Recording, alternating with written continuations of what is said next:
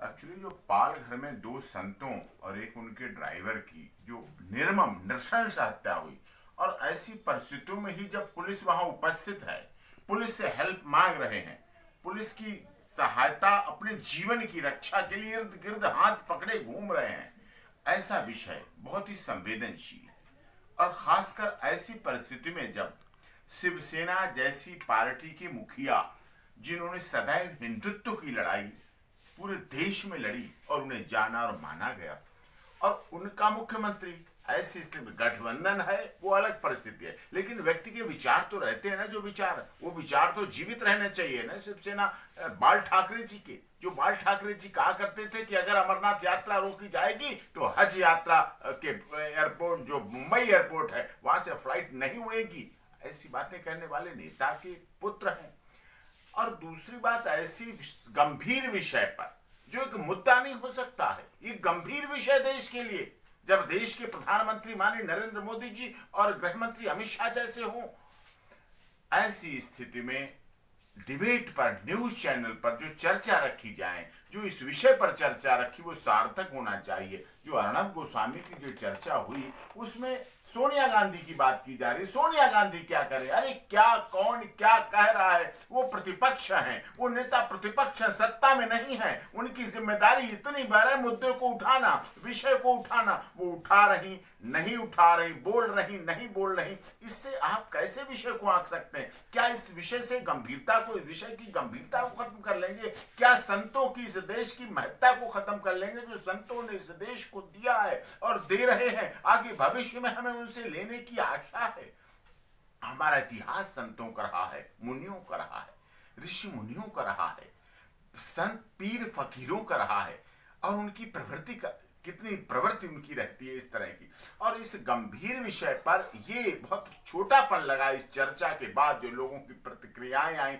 और अर्णब गोस्वामी की तो आदत है, अपने न्यूज चैनल पर वो आधा पौना घंटा जितनी देर डिबेट में बैठते हैं, उतने में ही सोचते हैं हम पूरी देश की समस्या चीख चीख कर, सिर्फ चिल्ला चिल्ला कर हम समस्या का अंत कर देंगे। नहीं, ये सही पत्रकारिता नहीं है, ये साफ पत्रकारिता नहीं है। शोर मचाना, चीखना, चिल्लाना, अपनी कुर्सी पे उठ उठ के बैठ बैठ के मेज ठोकना, टेबल ठोकना, ये पत्रकारिता नहीं है। पत्रकारिता बहुत गंभीर विषय है। आप सत्ता पक्ष के लिए पत्रकारिता कर सकते हैं, बहुत लोग सत्ता पक्ष के लिए पत्रकारिता करते हैं, और जब सत्ता होती है, सत्ता पक्ष के प्रवक्ता भी ऐसा कर नहीं कार्य करते हैं जैसा अर्णब गोस्वामी कई बार कर देते हैं डिबेट में। आपको याद होगा जब पद्मावत का कितना बहुत गंभीर विषय चल रहा था, पद्मावत की रिलीज पर, उस समय भी उन्होंने, उस समय करणी सेना जो देशभक्ति की पराकाष्ठा है, जो देशभक्ति के लिए करणी सैनिक हैं, हमारे देश में जो करणी सेना के नाम पर संगठन है युवाओं का, जो कार्य कर रहे हैं, उनको गुंडे कह दिया गया, उनको बदमाश कह दिया गया। कितना दुखद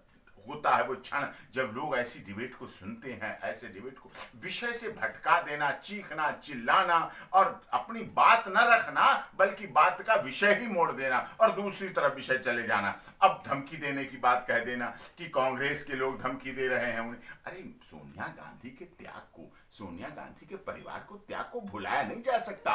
कांग्रेस की जो रही है, कांग्रेस ने जो मेहनत करी है आजादी के बाद से, आजादी के समय से लेकर अब तक, ऐसा नहीं कि आप एक बेर में एक बार डिबेट में बैठे और कांग्रेस को जीरो कर दें, सोनिया गांधी के त्याग बलिदान को जीरो कर दें, राजीव गांधी और इंदिरा गांधी की हत्या को जीरो कर दें।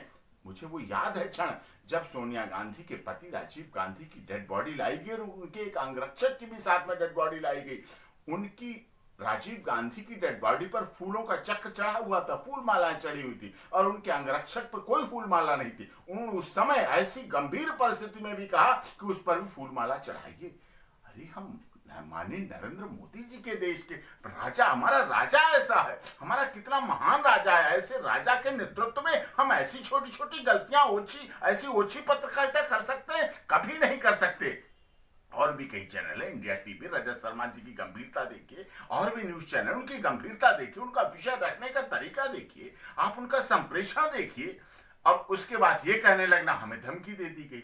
ये, अरे तुम्हें सुरक्षा की इच्छा हो रही है, तुम्हें चाहत हो रही है सब की चाक चौबंद सुरक्षा का करने का इच्छा हो रही, तो वैसे मांगो, वैसे कहो। इस तरह से गलत चीजें देख के अब FIR दर्ज हो रही उनकी, उन विचारों पर।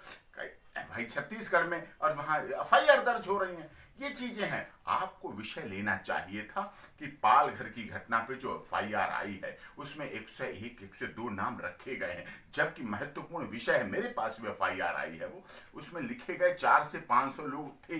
क्या 400-500 लोगों में से यही छांटे गए?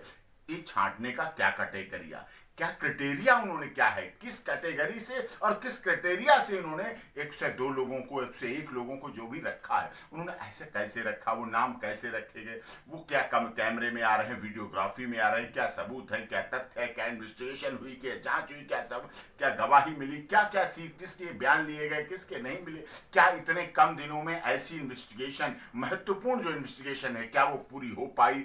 क्या ऐसा तो नहीं कहीं झूठे लोगों को फंसाया जा रहा हो, ऐसा तो नहीं कहीं जो सच्चे लोगों हैं तुष्टीकरण की नीति के तहत उनको हटाया जा रहा हो, कुछ इस तरह के ऐसे विषय लाए जा रहे हो, उनको राजनीतिक मोटिवेशन किया जा रहा हो?